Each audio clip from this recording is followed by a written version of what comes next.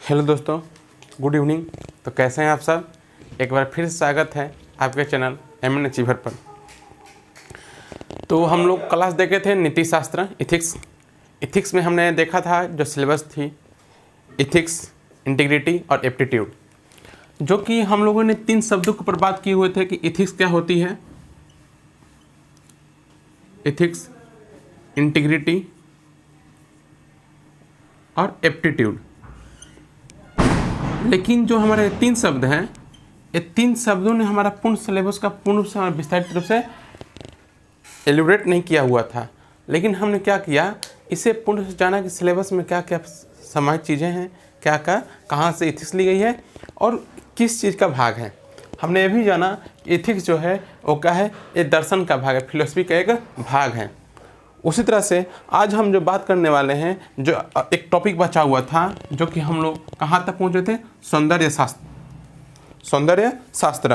तो सौंदर्य शास्त्र क्या होता है, हम किसे कहते हैं, आज उस टॉपिक के बारे में जिक्र करने वाले हैं।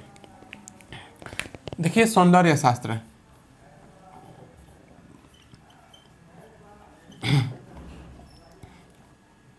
ठीक, आप लोग को बता दें कि जैसे कि आप लोगों को हम बताया हुआ था कि जो कि पाश्चात्य दर्शन है, जो दर्शन की शाखाएं हैं, उन्हों को हमने 6 भागों में बांटा हुआ था। जो कि हमने कहा था कि तत्व मीमांसा, ज्ञान मीमांसा, सौंदर्य शास्त्र, तर्कशास्त्र और साथ ही नीति शास्त्र और राजनीतिक शास्त्र। तो हमने क्या हुआ था कि हमने ज्ञान मीमांसा और तत्व मीमांसा को देख चुके थे। हमने नीति मीमांसा के बारे में कुछ चर्चाएं कर चुके हुए थे, लेकिन हमने कहा था कि आगे चलकर हम इसको और अच्छे से विस्तारित रूप से जानेंगे। सिर्फ हम परिभाषा के रूप में हम लोग जाने थे। आज हम लोग को बचा हुआ टॉपिक था क्या, कहाँ से स्टार्ट करनी थी, हम लोग को सौंदर्य शास्त्र से। जो कि हम लोग को देखना है कि सौंदर्य शास्त्र क्या होता है।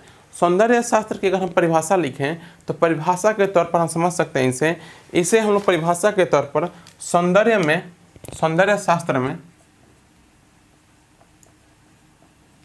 शास्त्र में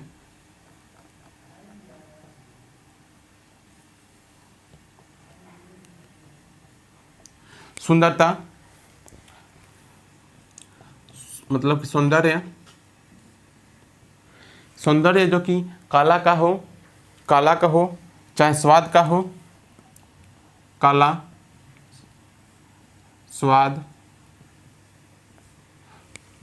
स्वाद इत्यादि की रचना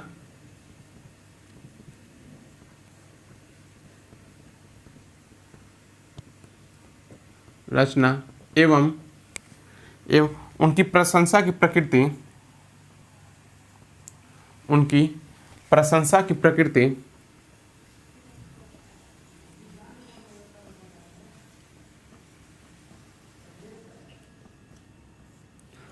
जो है प्रशंसा की प्रकृति क्या कहलाती, प्रकृति के बारे में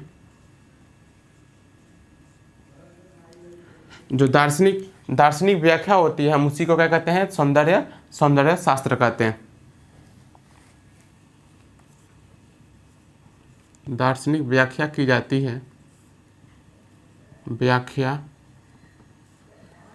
है, ठीक।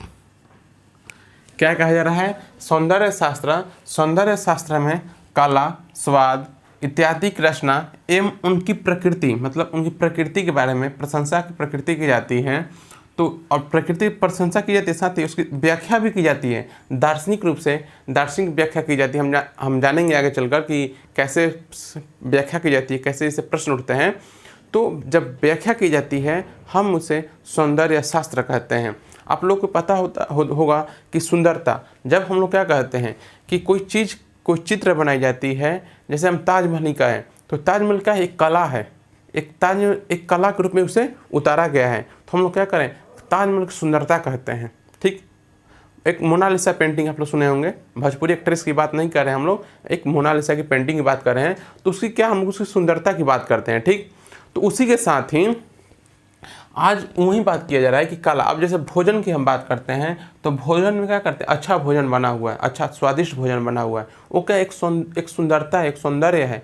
तो उसी को हम जब स्वाद की बात करते हैं वो भी क्या है, एक सौंदर्य शास्त्र का एक भाग है। ठीक, अब ये क्या है कि क्या किन आधारों पर इनकी प्रशंसा की जाती है, तो इनके किन आधारों पर, ठीक है, इनके किन आधारों पर प्रशंसा की जाती है, इनसे कैसे प्रश्न पूछे जाते हैं, देखते हैं हम लोग। ठीक, क्या है किन आधारों पर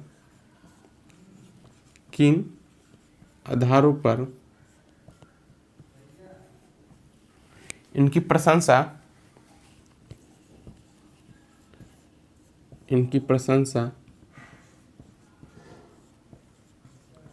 की जाती है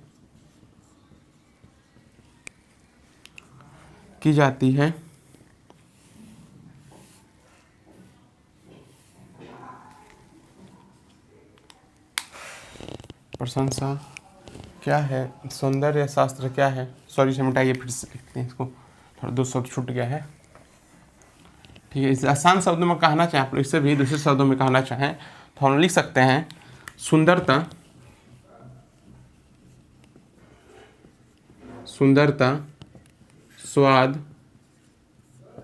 स्वाद, कला इत्यादि क्या है किन आधारों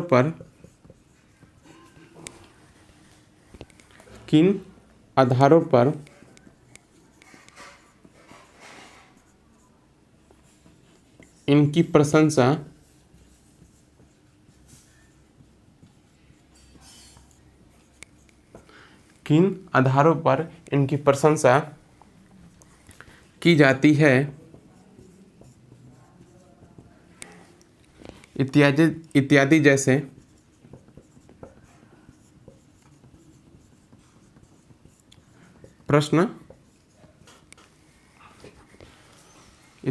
प्रश्न इसके अंतर्गत आते हैं। ठीक है, इसके अंतर्गत आते हैं। ठीक, क्या बात हो रही है कि पूछा जा रहा है कि जो इसके अंदर जो प्रश्न पूछे जाते हैं सुंदरता से, स्वाद से, कला से, इन सभी जुड़े क्या हैं, सुंदरता कला क्या है, किन आधारों पर इनकी प्रशंसा की जाती है। मतलब कि हम किसी प्रशंसा कर रहे हैं, अगर भोजन की हम प्रशंसा कर रहे हैं तो भोजन क्या है, वो स्वाद अच्छी है, टेस्ट अच्छा आ रहा है, गंध अच्छी है ना, खुशबू अच्छी है, तो उस आधार पर इत्यादि जैसे प्रश्न इसे पूछे जाते हैं, अंतर्गत आते हैं। ठीक, ये कहा जाता है इसे सौंदर्य शास्त्र को 18वीं शताब्दी में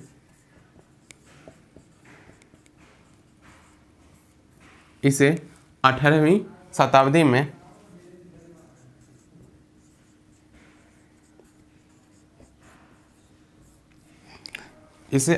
शताब्दी में दार्शनिक शब्दकोश में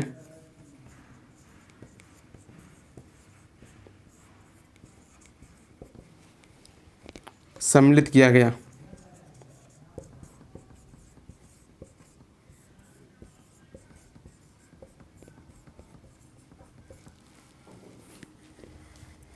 जो कि कला के दर्शन, फिलॉसफी ऑफ आर्ट, ठीक, फिलॉसफी ऑफ आर्ट कहते हैं इसे, फिलॉसफी ऑफ आर्ट्स, कला के दर्शन के समतुल्य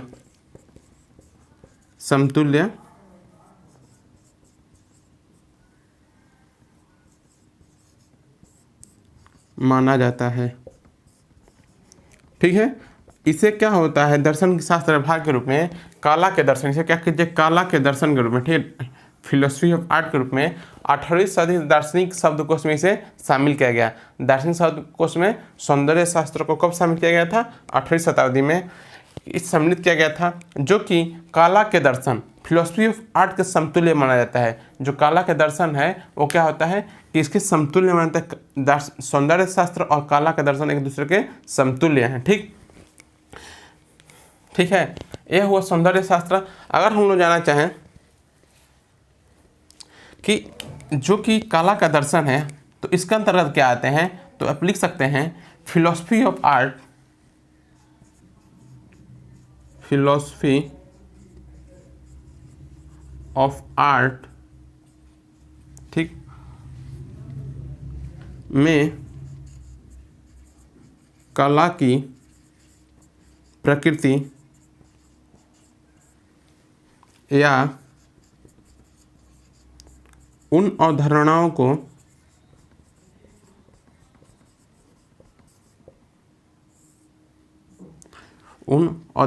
का अध्ययन किया जाता है, अध्ययन किया जाता है, जिनके द्वारा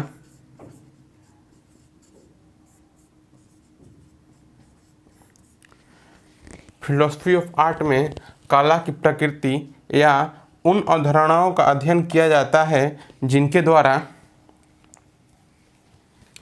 कला के व्यक्तिगत कार्यों की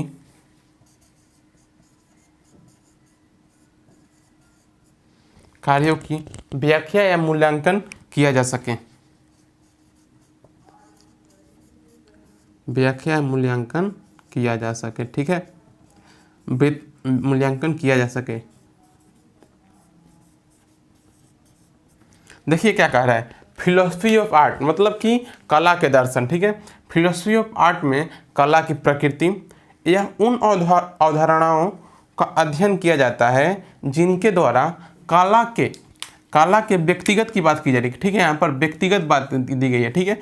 व्यक्तिगत कार्यों की व्याख्या या मूल्यांकन किया जाता है, ठीक है। हम उसे कला के दर्शन कहते हैं, लेकिन हम उसे सौंदर्य शास्त्र हम किसे कहते हैं, जहाँ पर सौंदर्य, कला, स्वाद इत्यादि की रचना या उनकी प्रकृति के बारे में प्रशंसा की जाती है, तो हम उसे दार्शनिक व्याख्या के रूप में हम सौंदर्य शास्त्र कहते हैं, ठीक।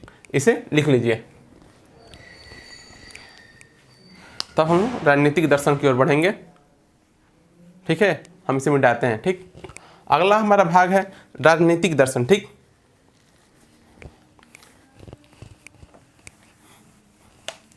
राजनीतिक दर्शन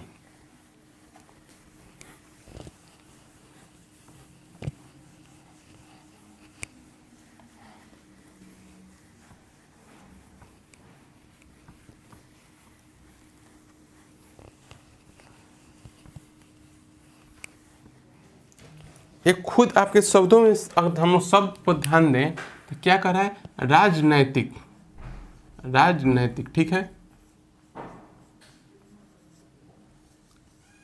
कहने की बात यह है कि राजनैतिक, पॉलिटिकल फिलॉसफी, ठीक है।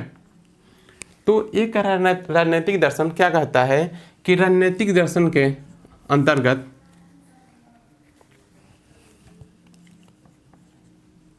नैतिक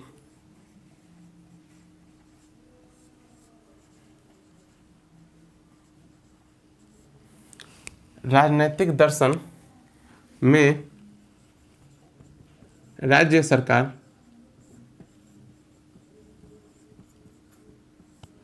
राजनीतिक दर्शन में राज्य सरकार स्वतंत्रता, समानता, अधिकार, कानून, न्याय समिति,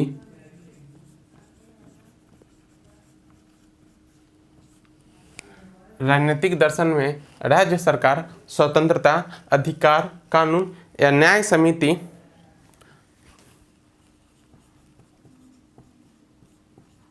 आदि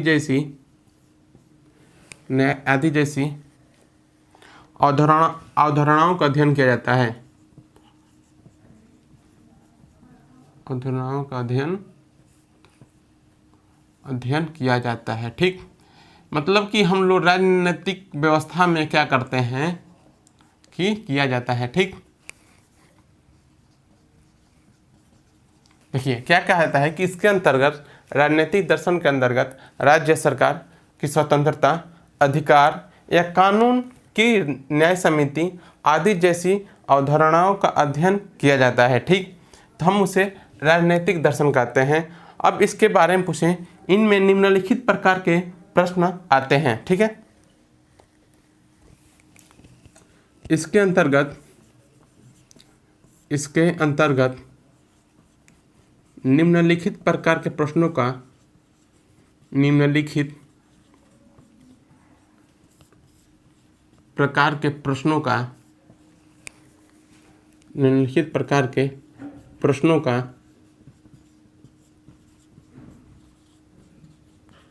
उत्तर देने का प्रयास किया जाता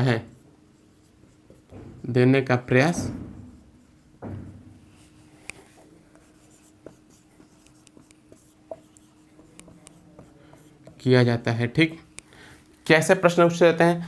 सरकार की आवश्यकता क्यों है? और पूछा जाए पहला, सरकार क्या है? ठीक, सरकार की आवश्यकता क्यों है? सरकार की आवश्यकता क्यों है? ठीक, अगर हम लोग इसे थोड़ा टाइम एक अलग से जब पढ़ेंगे, क्या होता है कि इस पूछ रहे सरकार क्या है, जैसे कि हम लोग पढ़े थे विचारधारा, समाजवादी विचारधारा। उन लोग की जैसे समाजवादी विचारधारा की एक उन लोग का लक्ष्य था कि राज्य विहीन समाज, सरकार विहीन समाज, किसी पर कोई आधिपत्य नहीं। ठीक, तो वो क्या था, एक सपना लोग की समाज था। ठीक है, वो एक सपना ही बनकर एक सपना ही है, वैसा कभी सोचा नहीं जा सकता। ठीक, जैसे कि हमने पॉलिटी में भी जिक्र किया हुआ था। देखिए, हम जोड़ नहीं रहे हैं। देखिए, नैतिकता और संवैधानिक एक तंत्र बहुत ही अलग है। ठीक, लेकिन जब राजनीतिक दर्शन की बात आ रही है, थोड़ा सा हम जिक्र करना चाहते हैं। जैसे कि हमने यहाँ पर बात भी की थी, जहाँ कानून नहीं हो स्वतंत्रता नहीं। ठीक, उस शब्द को भी जिक्र किया हुआ था। उसी तरह से पूछ रहे सरकार क्या है? अगर सरकार है क्या, इसकी ज़रूरत क्यों पड़ी, इसकी आवश्यकता क्या? सरकार के बिना कोई हमारी आवश्यकताएं पूर्ति नहीं होगी। हमारी आवश्यकताओं को पूर्ति करने में सरकार की कितनी भूमिका है, इन सभी चीज़ों का प्रश्न इससे जुड़े हुए प्रश्न पूछे जाते हैं। अब देखिए, कुछ एक सरकार को क्या वैध माना जाता है, एक सरकार को क्या वैध बनाता है? ठीक, एक सरकार को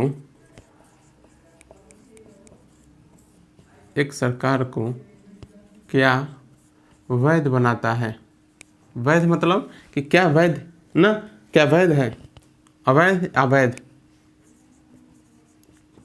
मतलब कानूनी रूप से, कानूनी, गैर कानूनी है, कानूनी है। ठीक, क्या वैध बनाता है, क्या अच्छाई है इसके अंदर, क्या सरकार के क्या अच्छाई बनाती है? ठीक, अब पूछता है उसके पास जो कानून या विधि क्या है? ठीक, कानून या विधि क्या है, ऐसे प्रश्न पूछे जा सकते हैं।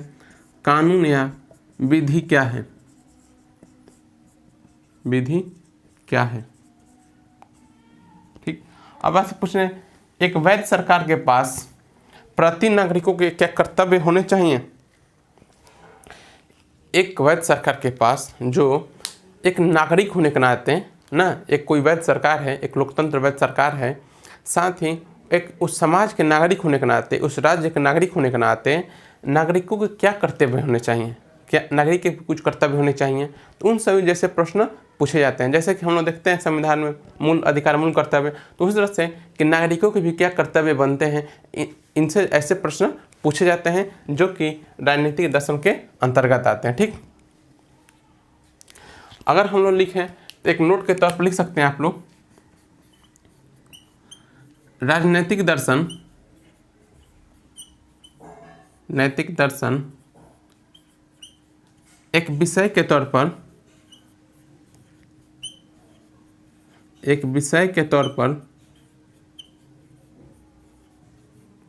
19वीं शताब्दी में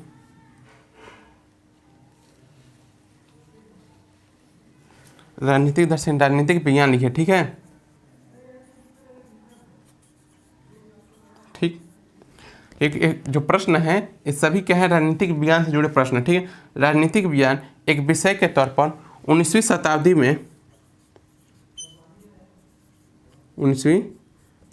में स्थापित हुआ।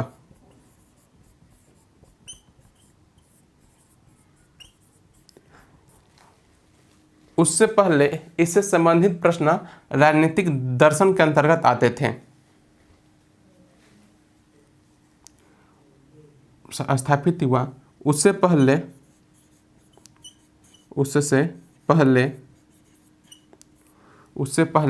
संबंधित प्रश्नों के संबंधित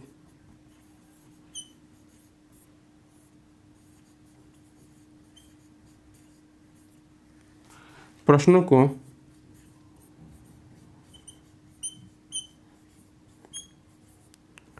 राजनीतिक दर्शन एवं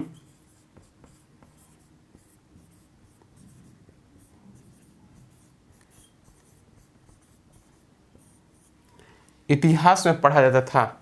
इतिहास में पढ़ा जाता था। ठीक, ये पूछा जा रहा है कि जब राजनीतिक विज्ञान, अब तो जानते हैं सरकार क्या होती है, कानून क्या होती है, विधि क्या होती है, ऐसे कुल प्रश्न हम जानते हैं कि पॉलिटिकल साइंस एक अलग से विषय है। लेकिन जो पॉलिटिकल साइंस है एक विषय के तौर पर वो कब आया? 19वीं शताब्दी में आया ना। 19वीं शताब्दी में आने से पहले क्या था, अगर ऐसे प्रश्न जो कि सरकार क्या होती है, विधि क्या होती है, क्या सरकार वैध है, तो सरकार वैध होने के नाते एक नागरिक कर्तव्य क्या होते हैं, तो इन और नागरिक अधिकार क्या होते हैं, ऐसे कुल जुड़े प्रश्न राजनीतिक दर्शन या इतिहास के अंतर्गत आते थे। ठीक, यह है हमारा राजनीतिक दर्शन की पूर्ण रूप से खाका। ठीक, अब हम लोग आगे चलते हैं, इसे पर लिख लीजिए।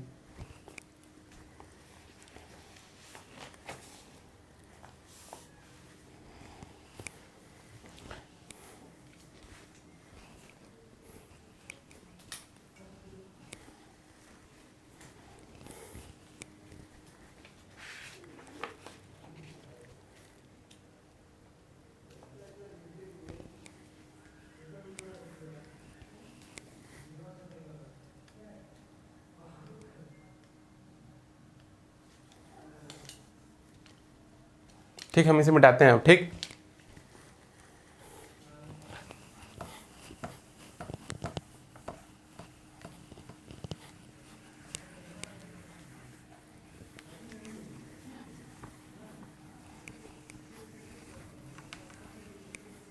अब आपको एक प्रश्न देते हैं। ठीक, प्रश्न है नैतिकता और नीति शास्त्र, मतलब नीति शास्त्र और नैतिकता में अंतर। प्रश्न है नीति शास्त्र